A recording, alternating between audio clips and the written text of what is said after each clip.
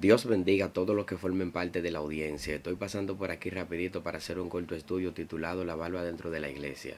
Espero que le sea de bendición tanto a usted como a cualquier otro también que forme parte de la audiencia agregado, sea que comparte el audio con usted o alguien que también esté cerca en el momento que usted le dé la reproducción.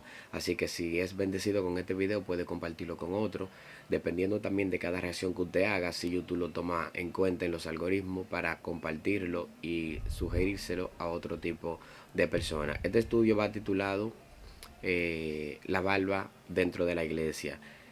Bien, lo primero que hay que tomar en cuenta es el regalo y el diseño que Dios envió o introdujo dentro de la dama. Cuando decimos dama estamos hablando de tierra y cuando decimos Adán estamos hablando de terrestre. Sin embargo, vamos a ver los diseños y como Adama es tierra, hay varios terrestres. No solo estamos nosotros los seres humanos, también están los animales de tierra. Por ejemplo, si nosotros tomamos dos caballos, dos animales, por ejemplo, como el caballo, el león, y cualquier otra especie de animal. Si nosotros notamos, forma parte de la naturaleza del león que le salga su melena representativa, porque ese fue el diseño que Dios le puso. Sin embargo, también forma parte, así como el pelo del caballo y todo lo que sale dentro de la misma reproducción en el organismo, o sea, todo lo que surge de una naturaleza que no va a depender de si usted decide, me explico. Todo lo que sale, todo lo que emana del hombre, forma parte del diseño de Dios como regalo que le hizo, como regalo que le hizo a la tierra. Entonces, Adán, el primer terrestre, colocado en la dama tierra, Adán también le salía su barba porque nos representa a nosotros. No solo Adán, sino que cuando entramos ya al criterio, no solo de humanidad, sino al criterio de creencia o el sincretismo religioso, ya cuando nos mezclamos ahí, hay que tomar la figura, el patriarca y la figura céntrica de nuestra fe, comenzando desde las raíces etimológicas, porque si hablamos del tiempo actual, Cristo es nuestro todo, nuestro camino, nuestro nombre dado a los hombres debajo del cielo en el cual podamos ser salvos. Cristo es nuestro todo, pero aún así, Cristo también hace réplica a que se tiene que mantener el linaje de la fe según Abraham, igual Pablo, Pedro, todos ellos. Sin embargo, Pablo dice, por ejemplo, en Gálatas 3:29, dice, ciertamente si estamos en Cristo, el linaje de Abraham somos. ¿Ve? Dice que la sangre de Cristo, Hebreo creo que 2:16, dice que no socorrió a los ángeles, pero sí a la descendencia de Abraham.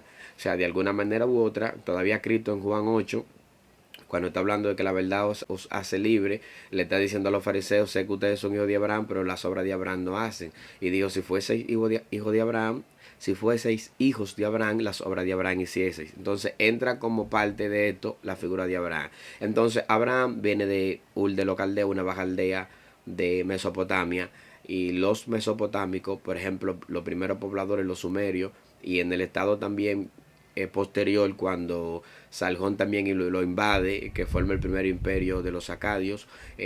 También en cualquier estado que usted quiera meterse de los mesopotámicos, ellos se dejaban crecer la barba y también usaban como una especie de diseños y se la hacían en la barba, como cuando las mujeres usan pinza, tenaza, ellos se hacían diseño como haciéndole como rizos a la barba, se la dejaban crecer. Como Abraham procede de ahí y los semitas también proceden de ahí, entonces es parte de la línea semítica y parte de la línea abrámica el dejarse crecer la barba. No solo Abraham, sino que si nos metemos a la ley, a Moisés, Dios le dice a Moisés en Levítico capítulo 19, verso 27, cuando le dice no hagáis tonsura en su cabeza, ni tampoco cortéis la punta de la barba, como por ejemplo, ve a ver si pongo una imagen por ahí para mostrarlo. Entonces, recortada como esa y quitándose toda la barba, más o menos era la referencia del texto. Ya que, por ejemplo, tenemos un historiador a favor que redata algo, el historiador Heródoto, uno de los más grandes historiadores y de los más destacables, los más prominentes y uno de los más, de los que trajo más informaciones colectivas a nivel multifacético en la historia. Ese fue Heródoto. Y él escribe, por ejemplo, que los macianos, un pueblo de Libia, también redata que los árabes, e incluso también redata que los chinos, y creo que hasta la actualidad, algunos japoneses, chinos por ahí, son primo hermanos, se hacen ese tipo de recortadas para venerar un dios pagano llamado Baco, o Bacó, que era el dios del vino. y ellos para hacer ese homenaje pues se recortaban así y se quitaban toda la barba.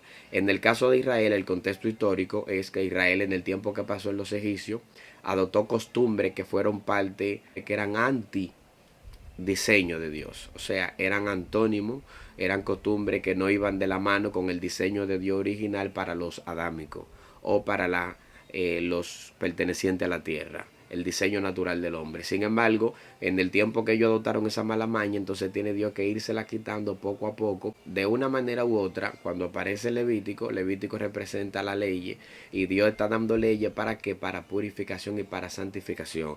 La santificación del hebreo K2 es apartado, entonces Dios quería apartarlo de todas las costumbres que habían adoptado en Egipcio, demostrándole a ellos que el diseño de Dios es el que vale, no el diseño de los dioses paganos en Egipto, que cada dios exigían un tipo de adoración, un tipo de conducta.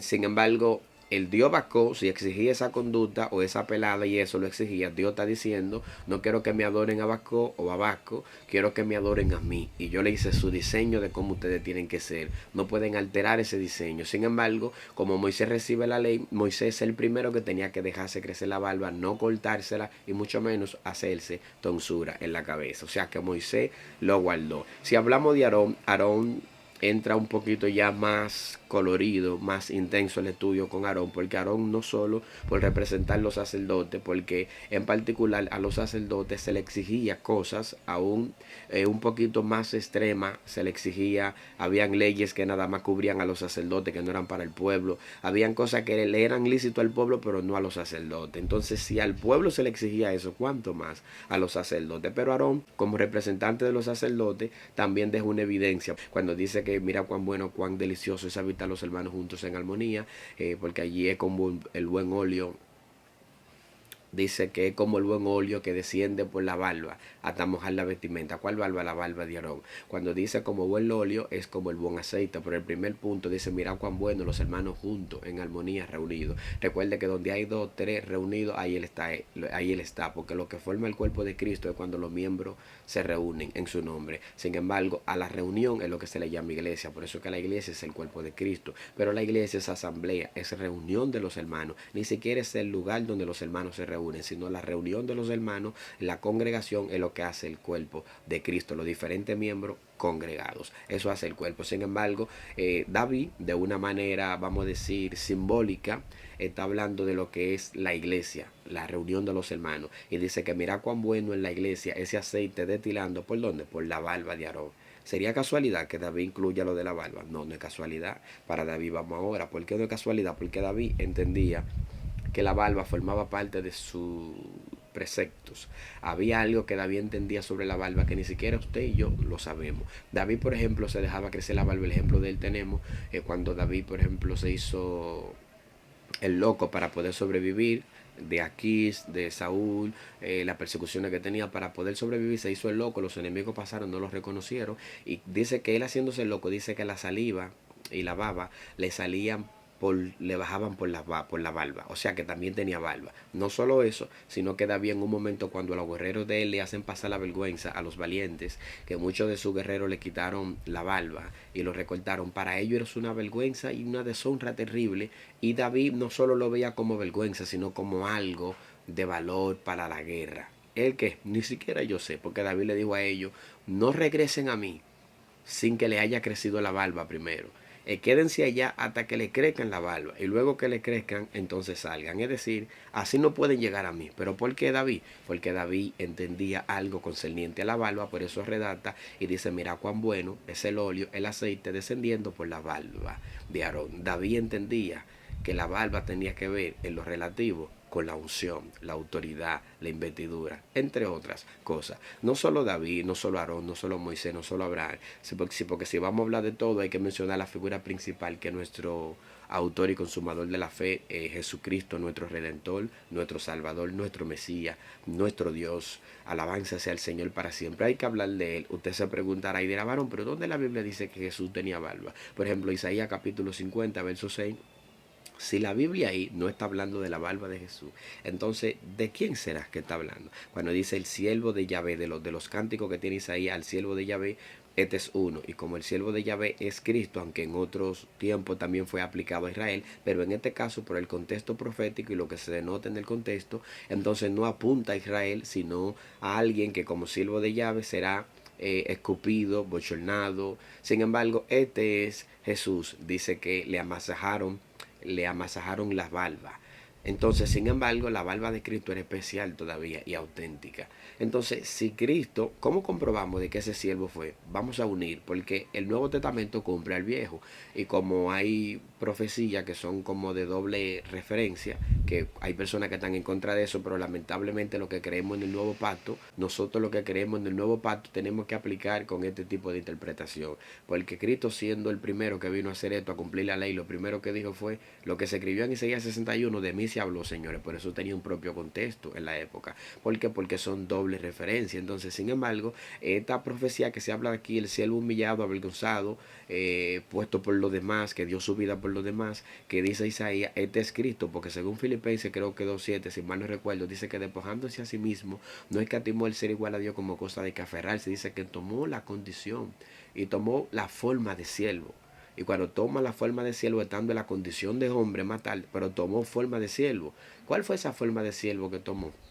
Vino dispuesto a servir y estando en la condición de hombre. Oh, condición de hombre. Sí, cuando dice condición de hombre, condición adámico. ¿Por qué? Porque hombre es terrestre y terrestre es adámico. Y tierra es Adama, lo que estamos hablando de ahorita, repitiendo. Entonces, estando en la condición de Adán, ¿y cómo, con qué cuerpo Cristo vino para participar de carne y sangre, al igual que los hombres, al igual que los Adán? Porque todos somos Adán. ¿Cuál fue el, cómo nosotros podemos comprobar de que Cristo tenía un cuerpo con barba, aparte de lo de Isaías? O si lo tuvo como Isaías dice, entonces, ¿de dónde vino ese cuerpo? ¿María se lo regaló como diseño? No. Cristo vino, por eso Pablo lo pone como un Adán especial y le llama postrer Adán. Cristo lo llama como Pablo lo llama como un Adán especial. Y postrer Adán porque en Cristo se acaba el Adán.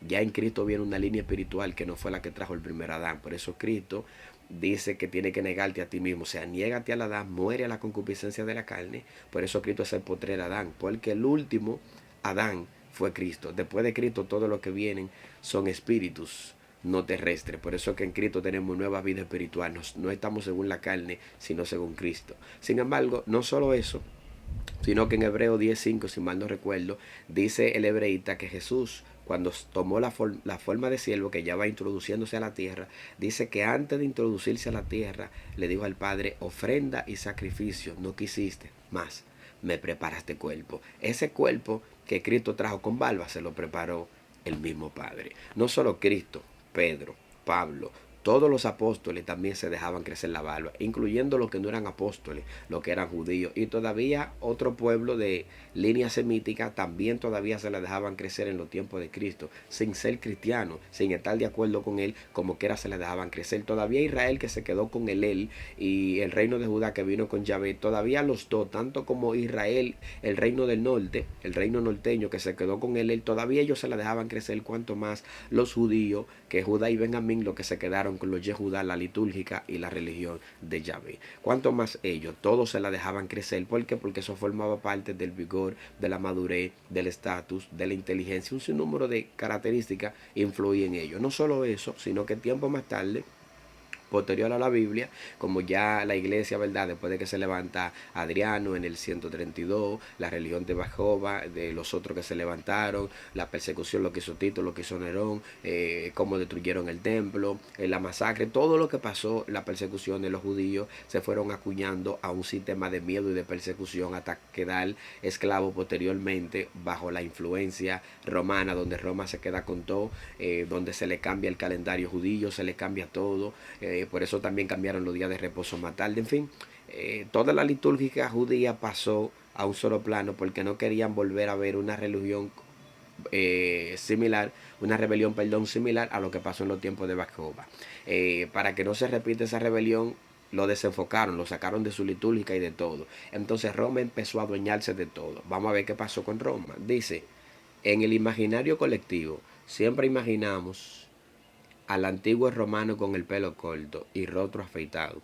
Pues no siempre fue así. Dice, al principio, durante la época más antigua, los romanos portaban una barba de longitud mediana, el estilo estrusco, al estilo estrusco, perdón, según confirman varias fuentes. Dice, hace referencia a estatuas masculinas de largas barbas que denotan la antigüedad de las obras. Ok, Tito Livio nos cuenta que durante el saqueo de Roma, en el 387 a.C., uno de los galos invasores tiró la barba del senador Marco Papirio. Por ejemplo, Marco Claudio Marcelo, conquistador de Cilicia, el primero en ser retratado sin barba. Ahí donde cambia la costumbre romana, por medio de Marco, por medio de Marcelo. Dice, debido a esta moda se instauró el ritual de la depósito barbae. Dice, con el que todo joven romano a quien Cicerón llamaba, dice, se afeitaba por primera vez y ofrecía a los dioses su primera barba. De manera en general, en Roma en ese momento una larga barba era considerada un símbolo o un signo de dejadez y de miseria. El primer afeitado era considerado como el comienzo de la edad adulta y era celebrado con una fiesta.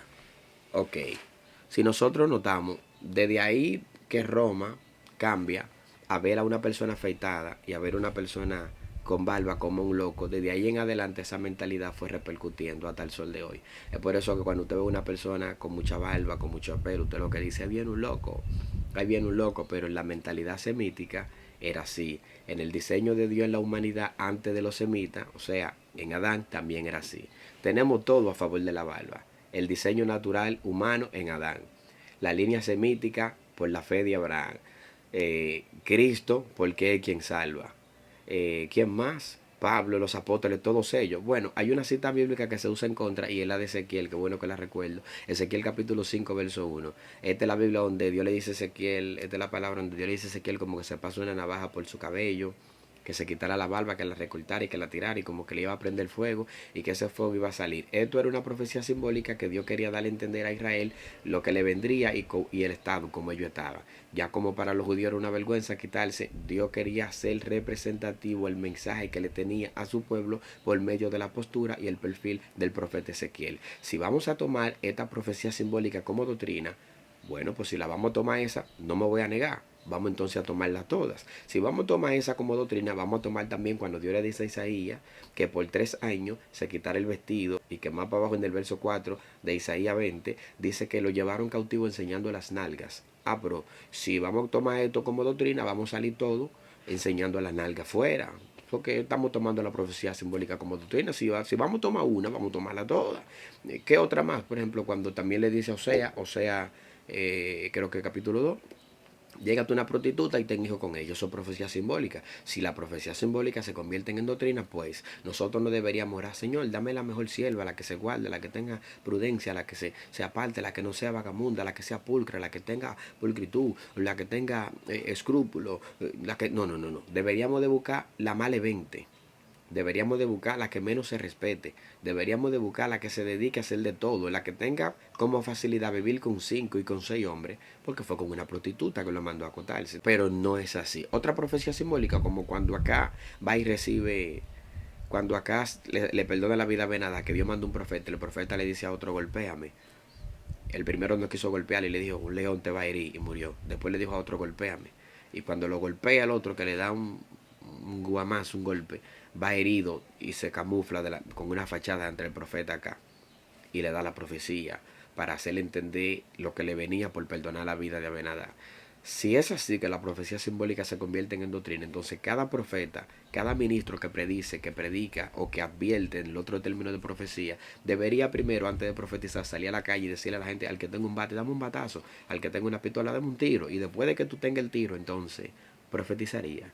No podemos convertir en doctrina la profecía simbólica de Ezequiel, que es lo único del cual la gente pueda agarrarse para ir en contra de la barba. Entonces, ¿cuál es el tema de hoy día?